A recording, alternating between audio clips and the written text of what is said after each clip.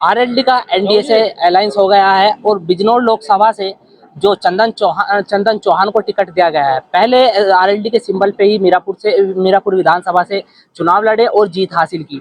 वे हमारे साथ मौजूद हैं। इन मुद्दों को लेकर बिजनौर लोकसभा की जनता से वे अपील कर रहे हैं कि उनको क्यों वोट दें।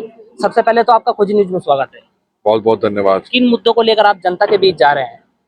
देखिए, मुद्दे वही हैं। स्वर्गीय चौधरी चरण सिंह जी की विरासत, जो हमेशा किसान मजदूर कमेरे वर्ग की आवाज उठाती है और कैसे हमारे प्रत्येक वर्ग को सबका साथ, सबका विकास, सबका विश्वास के नारे के साथ जोड़ के आदरणीय प्रधानमंत्री जी के साथ हर वर्ग के लोग हम मदद कर पाए, ये हम सुनिश्चित करना चाहते हैं।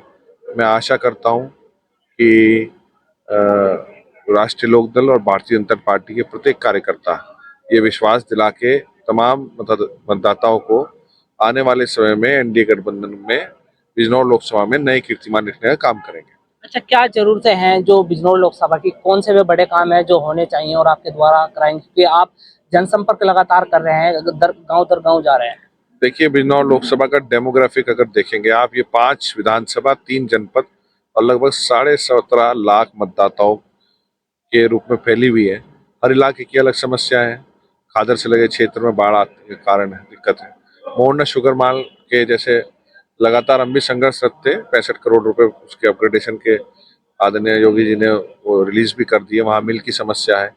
उत्तराखंड जो है कि बॉर्डर से मिलता हुआ हमारा बिजनौर में, वहाँ लेपर्ड से बड़ा जो है दहशत का माहौल है। उस समस्या के निराकरण की बात है। टूरिस्ट स्थल के रूप में हम कैसे बिजनौर चांदपुर को डेवलप कर सके, जिससे वहाँ के लोगों की आय बढ़ सके, युवाओं को रोजगार मिल सके, ये एक चैलेंज है। पूरे देश में 2047 के अंदर विकसित भारत का संकल्प है, उसे कैसे पूरा करें आदरणीय प्रधानमंत्री जी को, और बिजनौर लोकसभा की भूमिका कैसे तय हो, उसके लिए मैं संघर्ष करने को तैयार हूं। तो किस तरह का चैलेंज आप मानते हैं बिजनौर लोकसभा में? देखिए, बिजनौर लोकसभा चैलेंजिंग है, पर मुझे भरोसा है चौधरी चरण सिंह जी की विरासत का, अपने बाबा बाबू नारायण सिंह जी और स्वर्गीय पिता संजय चौहान जी की मेहनत का, कि वो और भारतीय जनता पार्टी और राष्ट्रीय लोकदल के तमाम पदाधिकारी और मेहनती कार्यकर्ताओं के बलबूते कहता हूँ कि बिजनौर लोकसभा बड़ा इतिहास और कीर्तिमान रखता है। तो मीरापुर में काफी मुस्लिम वोट मिली, तो आप कितनी मानते हैं, कितनी प्रतिशत आप चंदन चौहान कितनी प्रतिशत वोट मुस्लिमों की ले जाएंगे? देखिए, मैं कभी जाति, धर्म और जात पात की राजनीति नहीं करता। बाबू नारायण सिंह जी का चबूतरा 36 बिरादरी के लिए हमेशा खुला रहता है, चाहे पद कोई हो चाहे ना हो।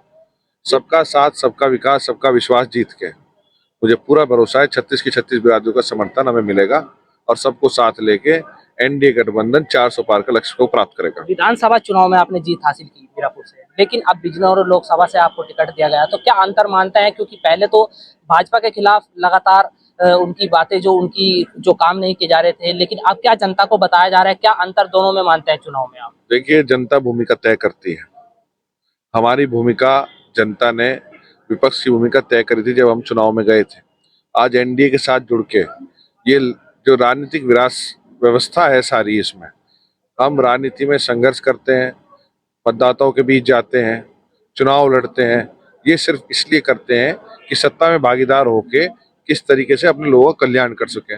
आज आदरणीय नरेंद्र मोदी जी, जयंत चौधरी जी ने निर्णय लिया, अपने किसानों के, कमेरों के और हर वर्ग के उत्थान कैसे हो, सत्ता में रह के उनकी मांग कैसे उठाई जाएगी और उसको पूरा करा जाएगा, इसको सुनिश्चित करने का काम करेंगे। 5 विधानसभा में से कौन सी विधानसभा है जिसमें से सबसे ज्यादा वोट ले जाएंगे? सभी की सभी विधानसभाएं नया इतिहास रचेंगी और जो है बिजनौर लोकसभा नए कीर्तिमान के साथ वोट जीतेंगे। आप भी मदद करें। खोजी न्यूज का भी धन्यवाद बहुत बहुत। ठीक है, हमने इनसे बातचीत की। जो आरएलडी यानी एनडीए ने बिजनौर लोकसभा से टिकट दिया है चंदन चौहान को, जो प्रत्याशी है, हमने इनसे बातचीत की।